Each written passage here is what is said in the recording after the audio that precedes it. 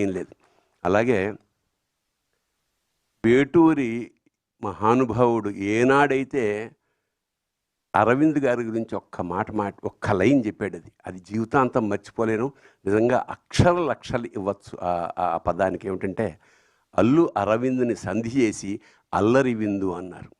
ఆయన ఎక్కడున్నా సరే మామూలు సరదాగా ఉండడానికి, అల్లరి చేయడానికి, కాకపోతే విందులాంటి అల్లరి చేయడం నిజంగా thank you so much sir.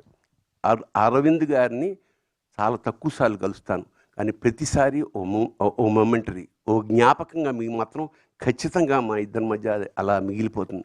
అలాంటి అరవింద్ గారు నాకు ఫోన్ చేసి, ఇలాగా ఈ సినిమా అవుతుంది, దయచేసి ఖాళీగా ఉంటే మీరు ఒకసారి చూడండి అంటే, నేనే ఎందుకు చూడాలి సార్ అంటే, దాని గురించి మాట్లాడగలిగిన కొంచెం సాహితీ వ్యవసాయం చేస్తున్న వాళ్ళతో అంటే ఆ లెక్కన జొన్నవిత్తులు గారు కూడా ఉన్నారు కదా అన్న.